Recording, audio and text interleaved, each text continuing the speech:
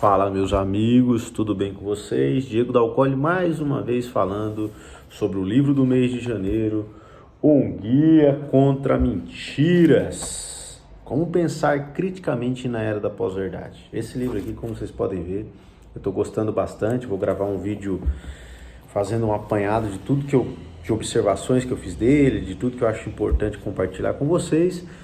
Muito na missão de tentar tornar o pensamento crítico um pouco mais popular. Vivemos tempos em que as pessoas perderam o filtro.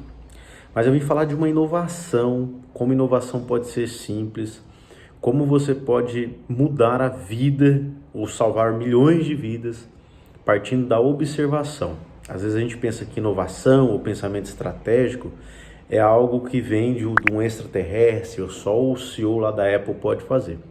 Mas a prática prova que isso é diferente. Eu vim contar a história desse tiozinho aqui. Esse tiozinho era médico numa época em que o método científico ainda não era tão refinado. Ele faleceu em 1865, ele tinha só 47 anos, a expectativa de vida não era tão alta nessa época. Vamos lá, na página 219 desse livro, que ele está falando sobre argumentação e argumento por dedução. Então, esse médico aqui, que eu não sei a pronúncia do nome dele, é um nome húngaro, então eu vou deixar o nome aqui e a foto dele aqui durante esse tempo que eu estou falando do grande feito dele, tá? Então, na maternidade geral lá de Viena, ele tinha duas alas, né? Uma com a mortalidade tremenda após o parto e a outra ala com menos casos de morte pós-parto. E aí ele começou a observar, né, sem implantar um método científico ainda, que como eu disse, não era tão refinado, e ele levantou a primeira hipótese. Quando alguém, uma mãe já tinha dado parto ali, e ela estava em situação de moribunda já, né, como ele traz aqui na obra, um padre vinha fazer extrema-unção e passava por todo o corredor lá, toda a ala, tocando um sino, fazendo as orações, porque ela estava próxima a falecer. Então ele levantou a seguinte hipótese: a presença do sino e do padre aumenta o risco de infecção. Qual que é a implicação dessa hipótese? Se o sino e o padre não estiverem presentes, a infecção não aumenta. Então ele conseguiu convencer as enfermeiras e o padre a passar por um outro caminho, e isso acabou não se provando verdade. Então a implicação, que era se o padre não estiver presente e o sino, a infecção não aumenta, não se provou verdadeira. Então, a hipótese é falsa.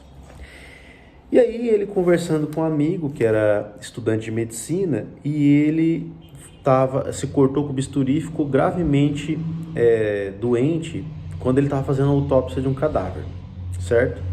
E aí vem a inovação, ou a percepção. Ele pensou, se cortou com bisturi e aumentou a infecção, quais são os médicos que fazem os partos na ala 2.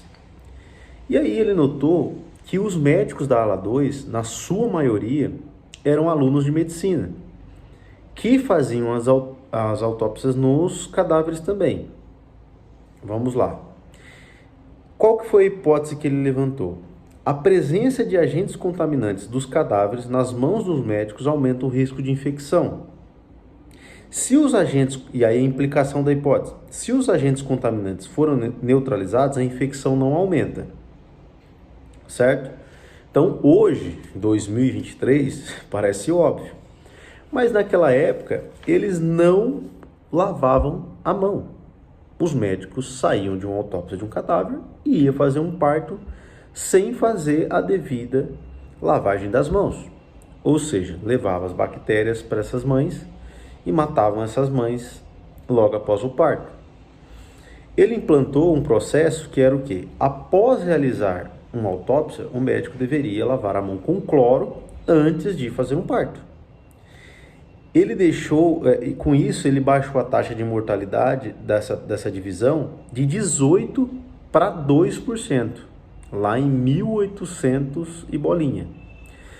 Então, eu estou falando aqui que de 100 partos que eles fizessem, eles iam matar 18 pessoas, a partir daí só 2 pessoas morreram.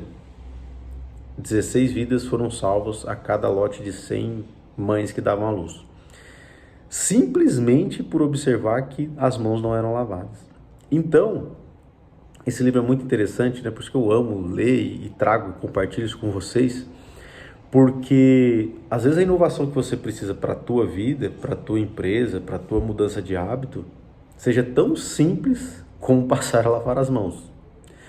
Então fica aí, deixo essa dica para vocês. O livro, mais uma vez, vou mostrar aqui para vocês. Estou finalizando a leitura. Esse ano eu propus ler um livro por mês, para que eu estude o livro e realmente consiga compartilhar em várias pílulas de conhecimento aqui com vocês. Então eu já fiz vários vídeos curtos aqui no YouTube sobre esse livro e vou fazer um geral depois da conclusão da leitura, para que perfil que eu recomendo na minha visão, o que ele vai ajudar você. Mas a inovação, a grande ideia pode estar aí na sua cara, mais fácil do que você imagina. Um abraço, boas leituras e até mais. Tchau, tchau.